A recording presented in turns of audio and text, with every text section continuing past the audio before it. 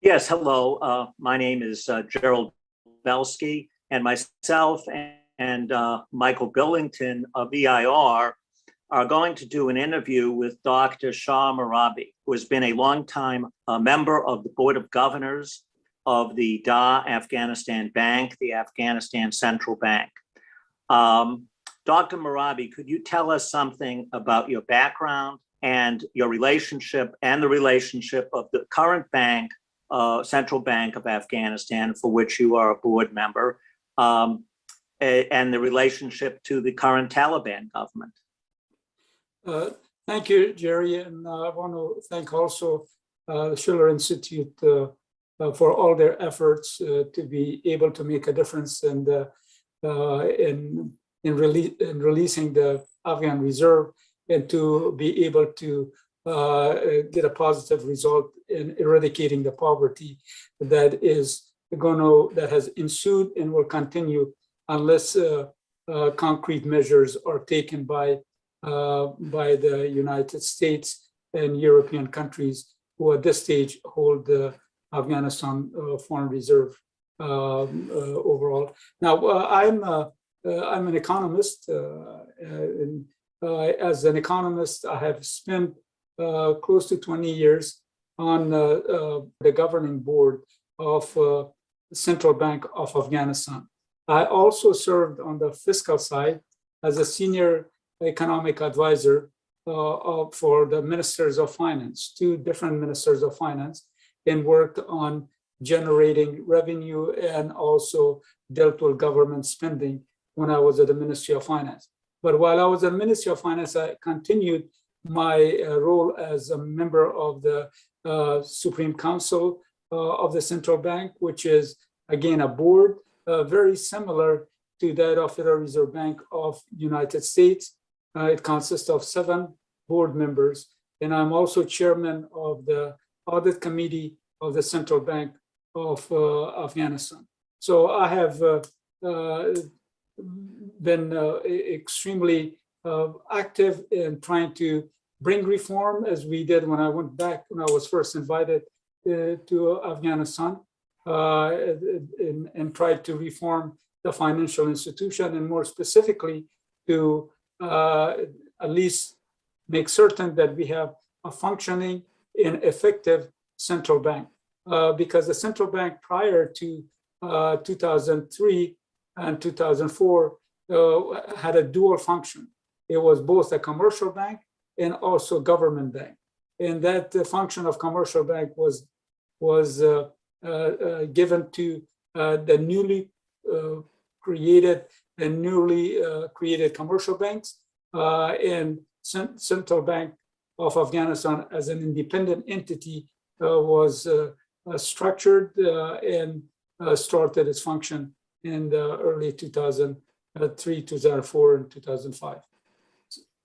Thank you, Dr. Mehrabi. So the main subject that you have been dealing with, and we, is that the U.S. Federal Reserve and several European banks have $9.5 billion in reserves, which belong to the Afghan Central Bank. This money does not belong to the banks that are holding them, but it's being frozen for political reasons and disagreements with the new government in Kabul, which makes it essentially a form of illegal economic warfare. Could you describe the impact of this on the people of Afghanistan and what actions you have taken to attempt to free these funds? Thank you, Mike. Again, here is an important point about freezing Afghan foreign exchange reserve. It has contributed to economic instability. And that I predicted back in September.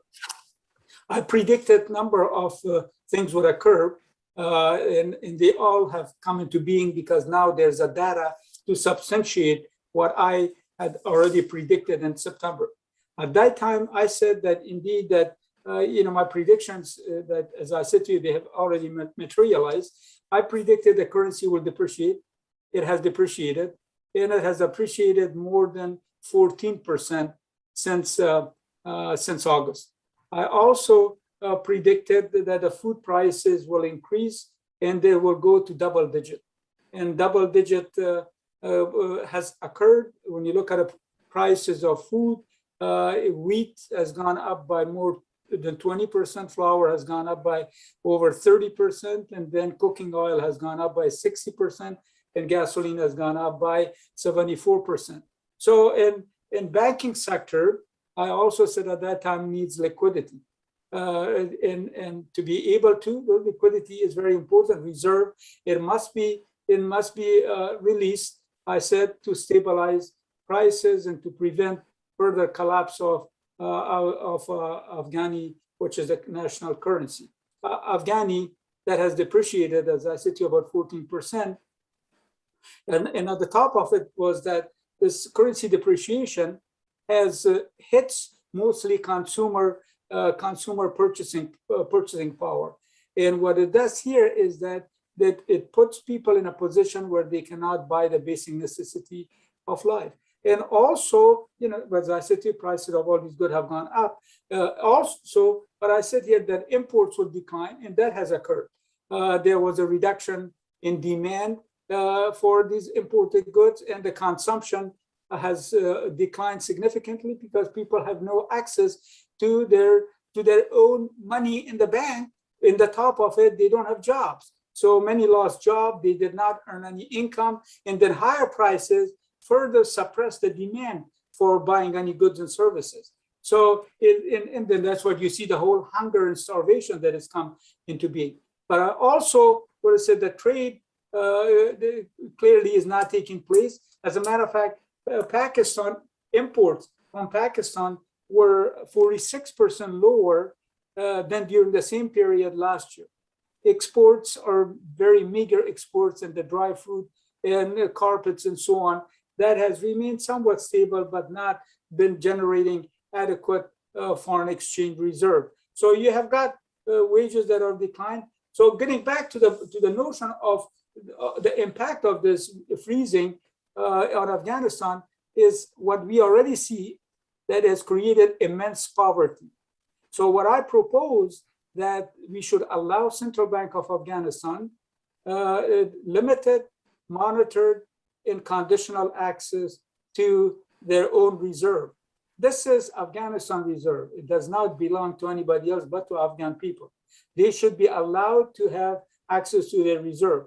And this foreign exchange reserve should be used for the purpose of auctioning off. Why? Because auctioning is designed to prevent the depreciation of Afghani against the dollar and other foreign currencies, and also to increase the purchasing power of Afghanis, and then prevent it further from decline, as it's declining day in and day out. So the Central Bank of Afghanistan will not be able to maintain domestic price stability without auctioning, and price stability would not come into being unless these reserves are released. And one of the main functions of Central Bank of Afghanistan is to have and maintain price stability, and that they cannot do. So what I suggested at that time, and still suggest, that access to 150 million to, now I'm saying 200 because the reserves have dwindled significantly per month, out of the 7.1 billion, which is roughly half of the reserve that DAP auctions off monthly, that should be given to DAP to stabilize the economy. So I also said that United States will be able to verify that these funds are used exclusively for the purpose of stabilizing the currency. The auctions are conducted electronically, and the transactions between the central bank and commercial banks are automatically recorded. So, but in addition to this, I suggested that the use of fund should be, could be audited, this one point I say, by international auditing firm that is currently operating in Afghanistan. Now, if there's any misappropriation, then they could cut off the funds. An important point here is that we want to be able to try to use the funds to prop up the value of the Afghani and to allow people to buy the essential goods and services. I've got people who call me constantly that they cannot afford to buy bread, which is the main staple for Afghans. I have got my own brother who is dean at the university. He's been paid. He has income, but he cannot afford to, without our help, to remittances, that he is not able to purchase the basic necessity of life. And there are many other Afghans who are constantly talking about the fact that they cannot buy ordinary Afghans. So we need to be able to help meet the needs of ordinary Afghans because of, again, higher prices of foods, and that can be handled, without any difficulty by allowing these reserves to go ahead and be released. But the important point also is that we know, based on empirical evidence of what we have done in the past with regard to the release of the funds, every time that we went and engaged in auction, we were able to stabilize the currency and move to price stability. As a matter of fact, the record of central bank is very clear that central bank was able to maintain a single-digit increase in the prices for most of these 2 decades. And that, to further at least look at empirical evidence, Taliban, just about 3 weeks ago, they auctioned off 2.5 million out of the 10 million they had proposed to auction. And that auctioning off during the same day resulted in an appreciation of the currency. The value of Afghani went up. And then it stayed there, went up for 2 days, and then 2.5 million is not adequate. The central bank has to intervene continuously to be able to maintain this price stability. If they don't do it, you got the crisis that you see right now, higher prices, people are going to be starved to death, and then famine is going to come as a result of drought as well, and people are going to go ahead and move out of Afghanistan, and they would be banging the European doors. Well, Dr. Mehrabi, at a forum sponsored by the Center for Global Development about a month ago or so, you proposed a partial lifting of the sanctions and a partial lifting of the freeze on funds to allow the Afghan central bank to access about 150 million a month to engage in dollar auctions, as you just described, to stabilize the value of the currency. We think, however, that this would allow this partial lifting these Western countries that are holding the funds to justify their continued holding of Afghan funds, which, as you've said, they have no moral or legal right to do so. Wouldn't you agree that they must release all the funds as a matter of principle and moral obligation? I think the United, with regard to sanction, I have said also, United States Treasury needs to clarify and modify sanctions law. I think to me, its legality is not clear in my mind. Whether legally can they go ahead and withhold another country's reserve? So that needs to be clarified. And also what I've said here, that they have shown some degree of flexibility in the area of humanitarian aid, but it has to be broader than humanitarian exemptions. And as I said to you again before, there are concerns from the Treasury Department about terrorism financing and sanctions, and others have raised the issue regarding the competency of government and its leaders. I think all of those issues can be discussed. We have a lot of models that the United States in the past have used. Iran had allowed release of funds to be used for the purpose of trade, and they could use that as well. So the OFAC, that is Office of Foreign Asset Control, will have to allow some degree of flexibility to be able to make certain that exceptions are made, not only as it's made for humanitarian related issues, but also for allowing central bank to get access to their reserves. I think you cannot go ahead and punish Afghans. We talk about issues of women and so on, women and children are going to be the first people who are going to be suffering from this. They will not be able to buy goods and services. You know, on the one hand, if we argue that we want to go ahead and provide humanitarian aid, you could not automatically say, listen, we are going to go ahead and choke up the economy as well. There's two opposite arguments. The arguments do not really make sense in a way that on the one hand, you say, I want to help humanitarian. On the other hand, I'm going to choke off the economy so that the ordinary Afghans will not be able to have access to foods and basic necessities. Well, you've answered really the next question implicitly, but I'm going to ask it anyway, which is the World Bank, as you know, is now planning to restore about 230 million in aid. But even this small amount, they're saying has to go through UNICEF and the World Health Organization instead of going through the Afghan banking system. What is your view of this? I don't know where UNICEF is going to use it for what purposes. I said that before, or WHO. I think, and also even the World Food Program, if they are done and for the purpose of purchasing grains and other basic necessities, that is good, but humanitarian aid is not a solution to rekindling the activities of the economy.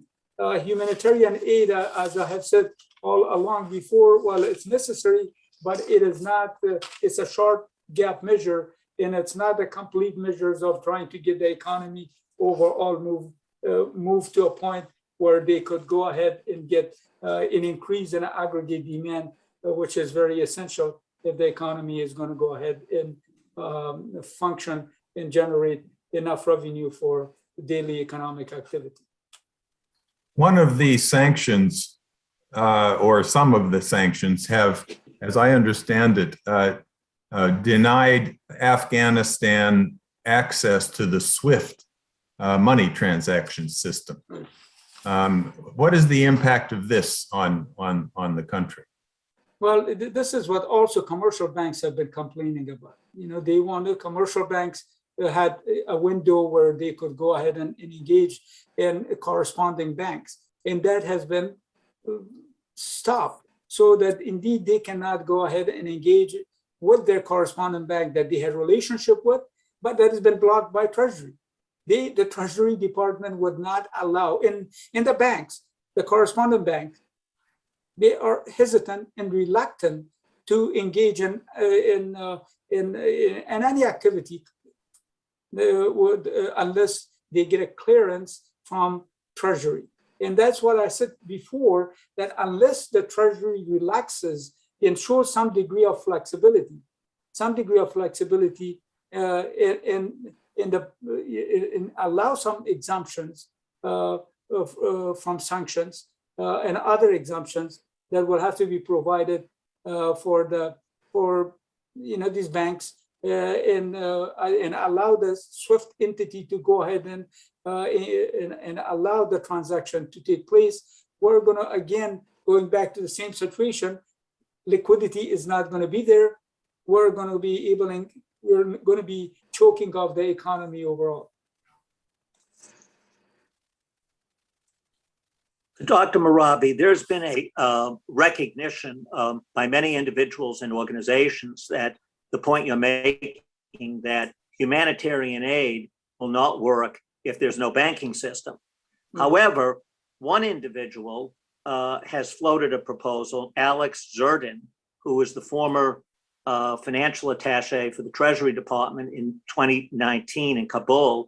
He's put forward a proposal that may be being discussed behind the scenes, but his proposal is to bypass the central bank in order to avoid giving money to the current government, and to set up a private central bank, or to use a commercial bank like the Afghanistan International Bank or some other bank, through which they can channel some of these funds which are being illegally held. But it is the proposal is to set up a private bank that would carry out some of the functions you've described, such as the auctioning of money to prop up the currency.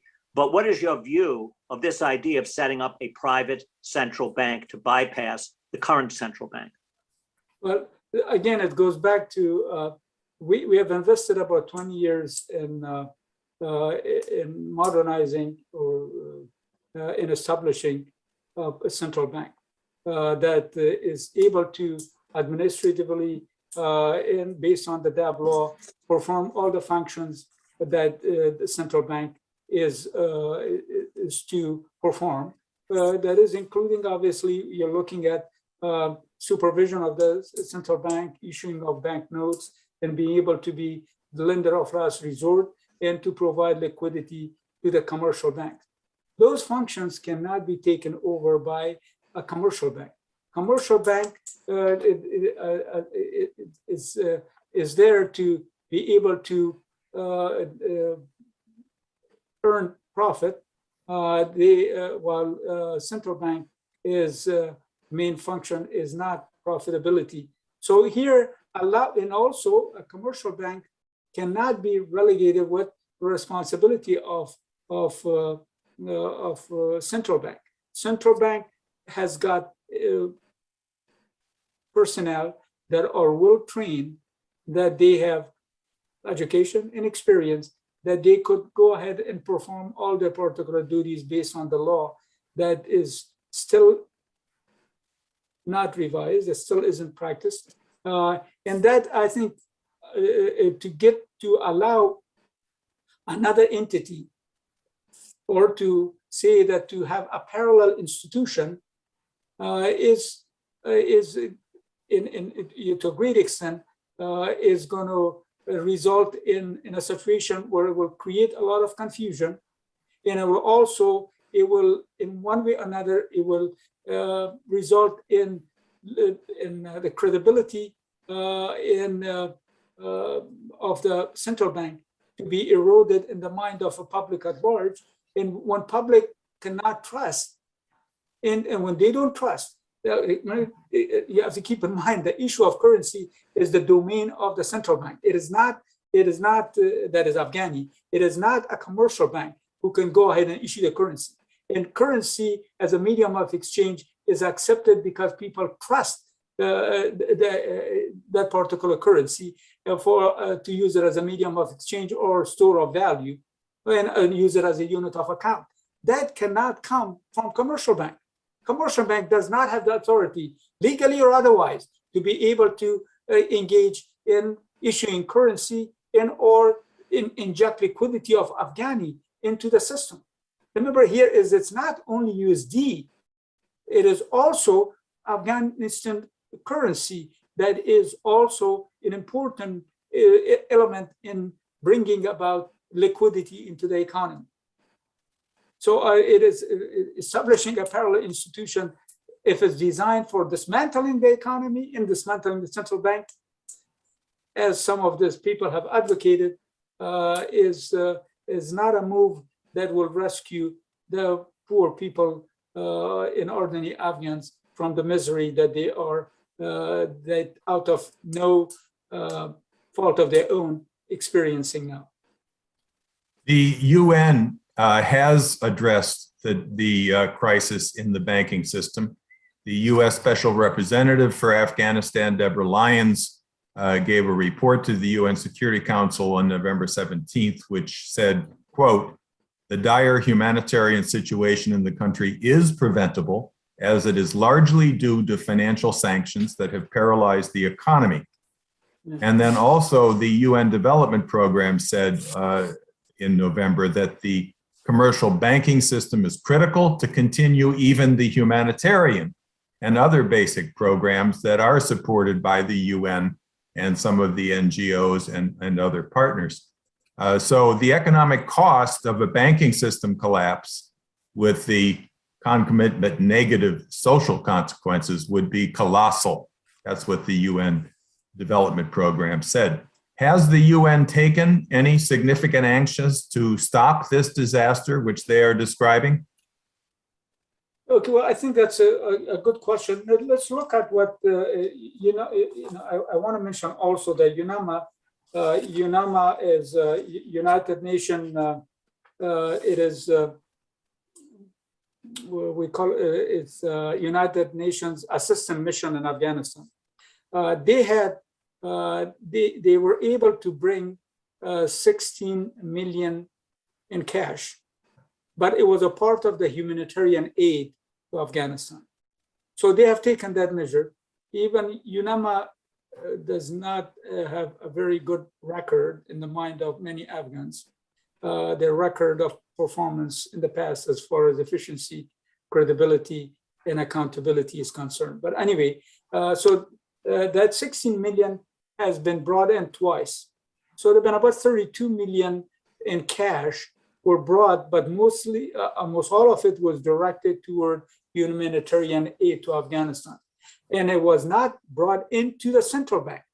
This is again, while UN clearly it talks about the collapse of the system, and I think in talking about a financial sector, in the constraint that a financial sector is faced with, and realizes that liquidity, both at a commercial bank and central bank, have been eroded, but still has not taken enough measures to be able to address the channeling of these funds to central bank and for the purpose of auctioning. So, I think it's one thing when we say talk the talk, but walk the walk, I think is an issue that needs to be brought up at this position. But the statement by the UN Special Representative that have been made clearly realizes and understand that the banking system collapse could come into being, but you have to take concrete measures to prevent the bank collapsing. And what do you do in this case? It is not going to happen by only addressing humanitarian aid. The firms and households, they will be unable to access bank deposit.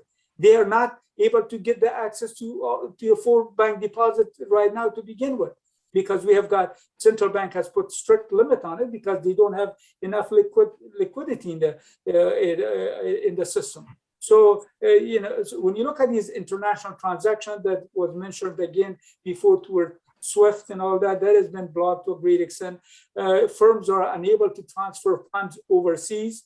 They cannot transfer funds overseas for import to pay for their imports. So when you look at it, bottlenecks are created in every direction that you can conceivably think of. So and the outlook obviously is very bleak unless measures are taken by the United States in this case to release these particular funds and to allow UNAMA to be able to channel these funds to central bank currency. But at this stage, the depletion of international reserve has created a quagmire here. I would hope that indeed the UN Special Representative would clearly look at what we have suggested in this case and look at that, in a very simple thing, economists usually look at the cost and benefit. Look at what is the cost of collapse of the banking system, and what are the benefits of making certain that that is rescued. How much would that is Europe and the United States would gain by making certain that economy functions in a normal way by allowing them to have access to their reserve, and then also inject other liquidity in terms of cash to people who were funded by ERTF. ERTF has a lot of fund, and that could be used for the salary of these people who have not been paid, so that when they have the salary, that they could go ahead and spend it in order to buy goods and services. And that will help that this aggregate demand or total demand would be activated, and economy will be able to multiplier effect, generate economic growth. Jerry? Well, Dr. Mehrabi, you have been meeting with members of the Congress to urge them to call on President Biden to release the Afghan assets. And I know that a letter is being circulated. In fact, I received an email from the Maryland Peace Action Group, and I know peace action groups all over the United States are circulating an appeal to people to call on their congressman to sign on to this letter. But a letter is being circulated by Representatives Jayapal, Sarah Jacobs, and Jesus Garcia to urge President Biden to release the $9.5 billion in frozen Afghan reserves. What can you say about your efforts in the Congress and with the news media to promote this policy? Thank you. Now, this letter is an effort. We jointly wrote this particular letter back in, I think it was in October. And then the Congress was very busy. Our meeting continued with congressmen and senators. And through those meeting and efforts, we were able to get a number of sponsors for this particular letter. Now, so far, we have about 23 people who have signed it as of now, 23. So it's initially, Jayapal and Jacobs and Garcia signed it, but now we have other Congress members who have joined the bandwagon, and they have signed it. Our expectation and hope is, and I had a meeting today again at the meeting for the staff of Congress, that they attended a joint meeting of the staff of Congress and Senate, and made a presentation and pitched this whole notion of this letter and signature by more people than what we had. As I said, we have 23. We were hoping to go ahead and get more signature, and then this letter would be presented to President Biden. And the letter is about a 2-page letter.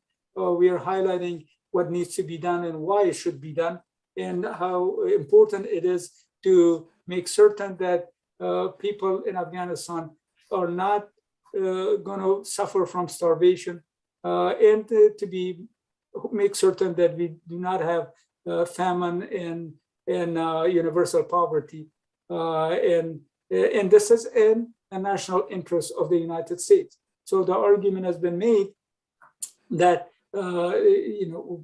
that United States has poured a lot of sweat and financial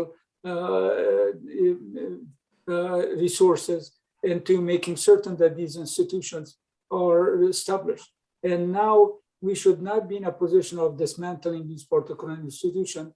And the Afghans deserve to have access to their particular, the Afghans, or to their reserve. They deserve to have a life and live in a peace and prosperity in a country that has suffered from 40 years of war. So all those arguments are clearly spelled out in the letter to President Biden, and it will be submitted to President Biden soon, most likely on Monday or Tuesday of next week. Thank you. Helga Zepp-LaRouche, as you know, the founder of the International Schiller Institute, stands very strongly against this policy of genocide that's being waged against Afghanistan by the US and the allied NATO nations. What is needed beyond the immediate aid, she insists, is the launching of a modern healthcare system with all that that entails, meaning clean water, electricity, transportation, as well as the medical facilities. Helga Zepp-LaRouche has called this project for international cooperation Operation Ibn Sina, after the famous 11th century medical genius, as well as the poet, astronomer, philosopher, who was in fact born in the region of today's Afghanistan and is much beloved across the entire Islamic world. What do you think about this effort, and what can you say about Ibn Sina? I think, thank you for the question again. Here is that we're looking at the current Afghanistan, a collapse of a government that is coming into being. And Afghanistan is faced with economic and development challenges. And daunting economic and political challenges. So any effort to bring about development and to be able to bring economic growth is welcome. I think the effort by Ms. LaRouche in terms of making certain that the health issues for Afghanistan, which had a very high mortality rate, is a move that will at least expand the life of many of those people who are suffering from shortened life because of the ailments that they suffer from and not having access to healthcare. I think, and also obviously water, clean water, and access to water and electricity that right now Afghanistan cannot imports a lot of electricity and cannot pay for it because of, again, shortage of currency. Those are all in medical facilities being made available, I think are all the moves that we should all support, and we should all be able to, at least in one form or another, be very appreciative of it also. Now, in the health area, Afghanistan experienced a third COVID-19 wave that started back in April. So when you look at it, infection rates really reached very high level. When you look at it, when you look at case of health, I think these when you look at the health situation, and then you are couple that with a drop in foreign aid, and then drop in government not being able to generate enough money to address the health issues, and at the top of it, World Bank, which paid for the employee of health sector, they stopped that payment. All of those combined is really brought about a catastrophic situation for the economy of Afghanistan. So a move by Ms. LaRouche is a welcome move.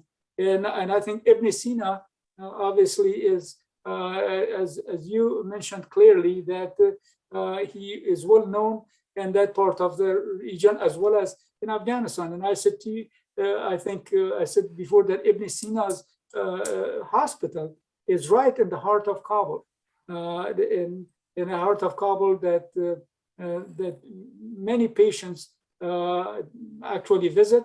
And in modernizing that particular institution with the help of Ms. LaRouche and others also would be highly valued and appreciated as well. The other major issue which we in the Schiller Institute and EIR have promoted is for large-scale infrastructure development, especially with the help of Belt and Road. We've just learned that Pakistan has now begun constructing a rail connection from Quetta to Kandahar.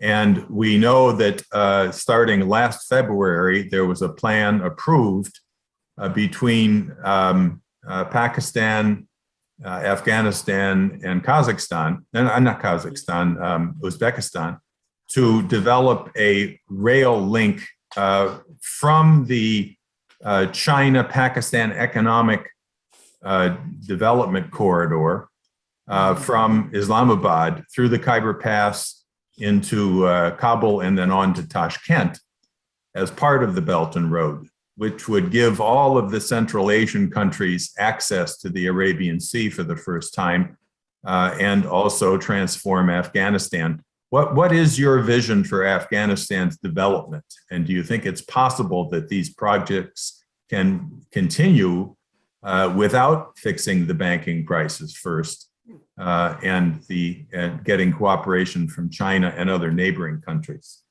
I think we should move in the direction of, as I said to you before, that beside humanitarian aid, this Belt and Road Initiative for China could provide Afghanistan with long-term economic viability.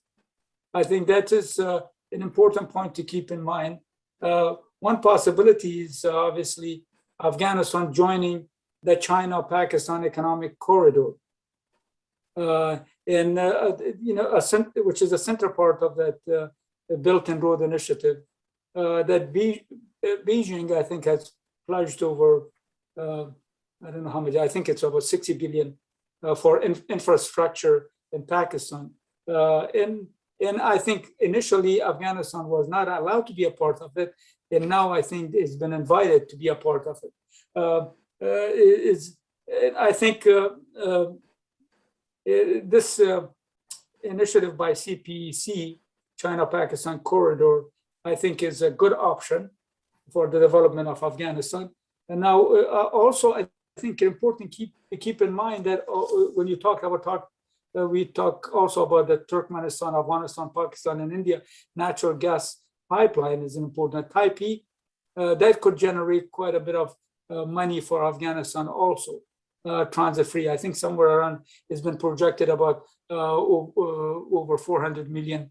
And this pipeline clearly is an important one. But we also, on top of the other areas for the development purposes that has been addressed or talked about, but has not been fully explored and materialized yet, is the mineral. That copper mine that when I was in Afghanistan, the Ministry of Finance, INAC copper mine in 2008, the contract was signed with China, that is metallurgical cooperation of China, that because of the security situation, has not really, was not able to go ahead and produce much. Then we have got this high Hajigak in iron ore is important one to explore. Then oil basin we have that China is trying to explore as well. So there are many other opportunities. Also Afghanistan has a large reserve of lithium beside other minerals that could be generating quite a bit of foreign exchange reserve if these are all activated. Well, Dr. Mehrabi, are there any other thoughts that you would like to convey? Well, I'm a firm believer in, as I have said all along, that the reserve would have to be released, and we should be able to make certain, that ordinary Afghans do not be put in a position where they could be forced to not have adequate food. And I think as an economist, as an Afghan American, I'm deeply concerned about the fate of the 35 million people in Afghanistan who have known little more than war and suffering their whole life. And now for another country to be able to suffocate those particular people, the result will be only new refugee crisis, a new refugee crisis of the kind that we saw in 2014 in Syria, or even worse. So Afghans will flee on foot. They will carry their babies in one hand and whatever their belonging have in another, and they could gather, they will go to Iran in hopes of making it into Turkey and then into Europe. And I think it is a failure to be able to provide this access is not only short-sighted for the United States, but also the final abandonment of the Afghan people. And I think it's very important that the United States, which negotiated evacuation with Taliban, which is negotiating how they could go ahead and attack ISA, can go ahead and engage fully in those activities, but does not want to get fully engaged in releasing these particular funds. You see, these policies of the kind that now are in force, these policies, they never hurt people who they are intended to work. It will not hurt the current government. We know that by evidence in many other areas. And I think it will hurt the ordinary Afghans who deserve to have access to their particular money. they deserve to not have their life saving become worthless because inflation is going to eat the value of their particular money in a blink of an eye. So they deserve to be able to feed their families. So again, that failure to provide access, as I said before, I think is short-sighted. Let's try to act in a way where it indeed help these people who we invested, the United States invested a lot of money, and try to avoid the spiral of price increases in food charges, shortages, in currency depreciation, and bank closures. And let's try to avoid the complete collapse of the economy. Well, thank you very, very much. You're welcome. We appreciate Thank you. this. We will do everything we can to get your message out with our effort and others who are joining with you in trying to prevent this atrocity and to at least make up for the destruction that's been waged against your country over all these years. Thank you. So, thank you. Thank you very much. Thank you, Jerry, and thank you, Mike, for all your help and efforts in this area. I'm very appreciative of your dedication to this area, and I'm an optimist. And I think it took a while to get this letter out, but we finally did it. What the meetings almost twice, 3 times a week, or sometimes 4 times for different groups, we got to a level where at least we had 23 today. Hopefully, the number would increase. The goal is I would like to get this letter out before Christmas and before the congressmen disappear, rather than bringing it out in the new year. So we'll try to do that, and we'll keep you apprised of what is going on, and we'll keep in touch. And thanks again very much. And thank you for your efforts, Dr. Mehrabi. Thank you.